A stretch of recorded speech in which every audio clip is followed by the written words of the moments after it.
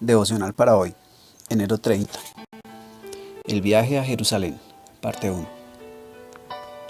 Entonces él les dijo: ¿por qué me buscabais? ¿No sabíais que en los negocios de mi padre me es necesario estar? Mas ellos no entendieron las palabras que les habló. Y descendió con ellos, y volvió a Nazaret y estaba sujeto a ellos. Y su madre guardaba todas estas cosas en su corazón. Y Jesús crecía en sabiduría y en estatura, y en gracia para con Dios y con los hombres. Lucas 2, 49-52.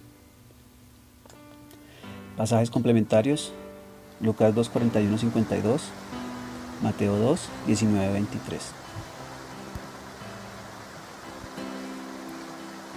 Al investigar el tema, encontré un interesante escrito sobre cómo era el viaje a Jerusalén para los jóvenes judíos desde Nazaret, y es una narración digna de compartir. Un joven judío, a los 12 o 13 años, en el umbral de la vida adulta, ya se había graduado de las escuelas de la sinagoga y reunía las condiciones necesarias para ir a Jerusalén con sus padres y participar con ellos en la celebración de la primera Pascua. Cuando el festival de la Pascua caía en sábado, numerosos grupos salían de Nazaret temprano por la mañana del lunes camino a Jerusalén. Viajaban hacia el sur en dirección a Samaria, y al llegar a Jezreel se encaminaban hacia el este, rodeando por el monte Gilboa en el valle del Jordán para evitar cruzar por Samaria. Quien quisiera podía cruzar Samaria pasando por el pozo de Jacob y por Betel, pero los judíos no querían mezclarse con los samaritanos. Por tanto, las familias de Nazaret seguían camino con sus vecinos a través del valle del Jordán. En ese entonces, el muy temido Arquelao había sido depuesto, y no habría causa de temer llevar a Jesús a Jerusalén.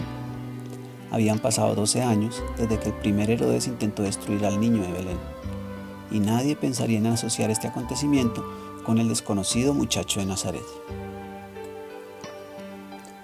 Antes de llegar al cruce de Jezreel y al continuar el viaje, muy pronto a su izquierda, pasarían por delante de la antigua aldea de Sunem, y era frecuente escuchar la historia de la Virgen más bella de todo Israel que había vivido allí, y también de las fantásticas obras que Eliseo había realizado allí. Al pasar por Jezreel, los viajeros relataban las historias de Acab y Jezabel y las hazañas de Jehú. Pasando alrededor del monte Gilboa se hablaba mucho de Saúl, que había inmolado su vida en las pendientes de esa montaña, del rey David y de los importantes acontecimientos de ese lugar histórico. Al pasar por la periferia de Gilboa, los peregrinos podían ver la ciudad griega de Sitópolis a la derecha. Los viajeros judíos miraban con curiosidad desde lejos las estructuras de mármol, pero no se acercarían a la ciudad gentil por temor a profanarse, lo cual no les permitiría participar en las solemnes y sagradas ceremonias de la Pascua en Jerusalén. El interesarse por la cultura griega podría ocasionar altercados religiosos entre los viajeros. El camino descendía rápidamente desde allí hasta el valle tropical del Jordán, y muy pronto se podría contemplar el serpenteante y tortuoso río Jordán fluyendo hacia el Mar Muerto, con sus resplandecientes y ondulantes aguas agitadas por el viento. Ya no era tan necesario el abrigo mientras proseguían hacia el sur en el valle tropical, disfrutando de los fértiles campos de trigo y de los bellos oleandros cubiertos de flores rosadas, mientras a lo lejos, hacia el norte del majestuoso monte Hermón, cubierto de nieve, dominaba el histórico valle. A unas 3 horas de viaje desde Sitópolis llegaban a una fuente burbujeante, y allí podían acampar durante la noche bajo un cielo estrellado. Durante el segundo día de viaje, pasaban por donde el río Jaboc, proveniente del este, fluye en el Jordán. Contemplando este valle hacia el este, se recordaban los días de Gedeón, cuando los madianitas bajaron a esta región ocupando el país. Hacia fines del segundo día de viaje podían acampar junto a la montaña más alta que domina el valle del Jordán, el monte Sártaba, en cuya cumbre estaba la fortaleza alejandrina donde Herodes había encerrado a una de sus esposas y sepultaba a sus 2 hijos estrangulados. En el tercer día de viaje pasaban por 2 aldeas que habían sido construidas recientemente por Herodes y observaban la excelente arquitectura y sus hermosos jardines de palmas. Al anochecer llegaban a Jericó y allí permanecerían hasta el día siguiente. De noche, quienes caminaban un par de kilómetros hasta el sitio de Jericó antiguo conocían conocerían dónde Josué había realizado sus renombradas hazañas según la tradición judía. Durante el cuarto y último día de viaje, el camino era una procesión continua de peregrinos. Comenzaban entonces a subir las colinas que llevaban a Jerusalén. Al acercarse a la cumbre, se podía ver más allá del valle del Jordán las montañas y las aguas quietas del Mar Muerto. A mitad de camino a Jerusalén, los jóvenes viajeros veían por primera vez el Monte de los Olivos, región que jugaría un papel tan importante en la vida futura de Jesús. Y los mayores seguramente indicarían que la ciudad santa está sobre esa altura. El corazón de los jóvenes aceleraba su ritmo en feliz anticipación de mirar pronto a la ciudad y a la casa del Padre Celestial. Sobre las pendientes orientales del Oliveto se podía descansar junto a una aldea llamada Betania. Los hospitalarios aldeanos atendían a los peregrinos, y pudo haber sido que por casualidad Jesús hubiese conocido aquí a los hijos de un tal Simón, que tenía 3 hijos de edad de Jesús: María, Marta y Lázaro. La hospitalidad los llevaba a invitar a los viajeros para que entraran a descansar.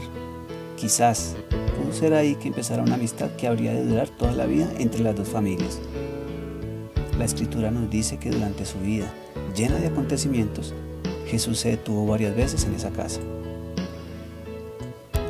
Al seguir su camino, pronto llegarían a la cumbre del Oliveto, y desde allí los jóvenes verían por primera vez la ciudad santa, los imponentes palacios y el inspirador templo del Padre. Ahí surgían emociones tan puramente humanas que sobrecogían a los jóvenes al contemplar embelesados por primera vez a Jerusalén en esos atardeceres de abril sobre el Monte de los Olivos. Años después, en ese mismo lugar, Jesús se detuvo y lloró por la ciudad que estaba a punto de rechazar a otro profeta, al último y al más grande de sus maestros espirituales, al Hijo de Dios. Seguían deprisa su viaje a Jerusalén. Ya jueves por la tarde, al llegar a la ciudad, pasaban por el templo. Ninguno había visto jamás tal multitud de seres humanos, lo que llevaba a meditar profundamente a los jóvenes sobre cómo se había reunido allí en esta congregación tantos judíos llegados de los lugares más distantes del mundo conocido. Poco después llegaban al lugar donde iban a alojarse durante su estadía para la semana de Pascua. Los residentes eran también hospitalarios, con sus parientes que venían de fuera. Al día siguiente, el día de la preparación, se aprontaban para la apropiada celebración del sábado de Pascua. Aunque todo Jerusalén estaba activo y ocupado con las preparaciones de la Pascua, los padres encontraban tiempo para llevar a sus hijos de visita a la academia, donde pensaban que proseguiría su educación 2 años más tarde, a la edad requerida de 15 años, si el mancebo mostraba interés en estos planes. Los jóvenes judíos se impresionaban profundamente por el templo, todos sus servicios y las otras actividades relacionadas. Pero asimismo, una mente joven y curiosa podría plantear a sus padres preguntas embarazosas, como ¿por qué el Padre Celestial exigía el sacrificio de tantos animales inocentes y desamparados? Los padres debían estar muy preparados para que sus respuestas y explicaciones satisfajeran a sus hijos de pensamientos profundos y claro raciocinio. El día antes de la Pascua, la luz espiritual llenaba las mentes y el corazón de los jóvenes con desbordante y afectuosa piedad por las multitudes espiritualmente ciegas y moralmente ignorantes reunidas para conmemorar la Pascua. Fue en este viaje que Jesús dijo a sus padres: ¿no sabías que en los negocios de mi Padre me es necesario estar?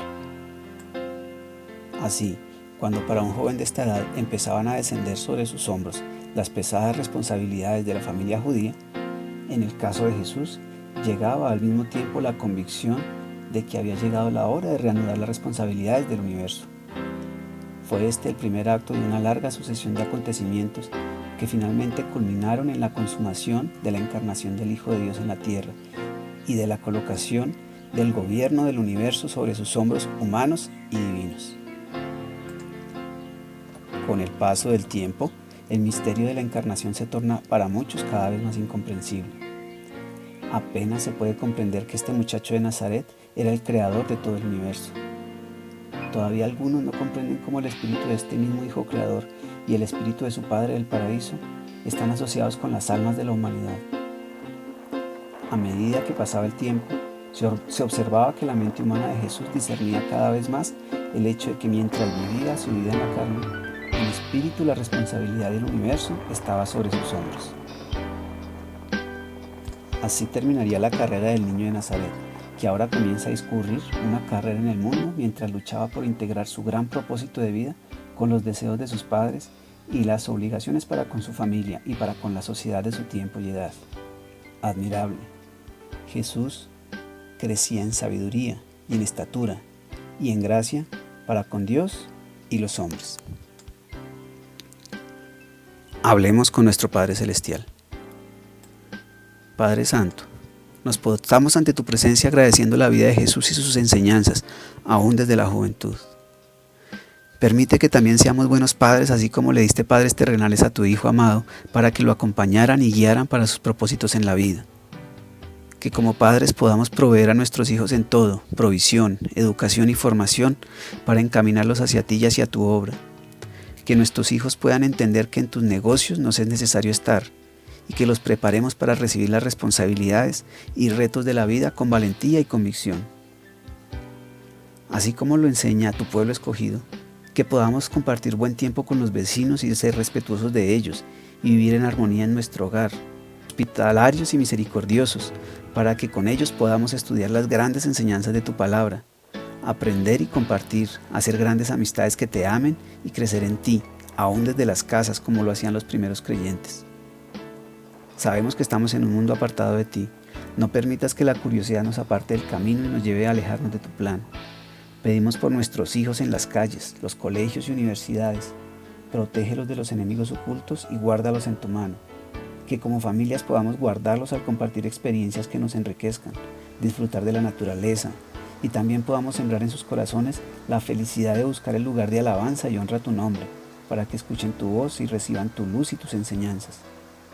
Que nuestros hijos sigan tus pisadas, Señor Jesús, que crezcan en sabiduría y en estatura, y en gracia para con Dios y con los hombres. Amén. Reenvíelo a quien usted cree que necesite este mensaje, se lo agradecerá.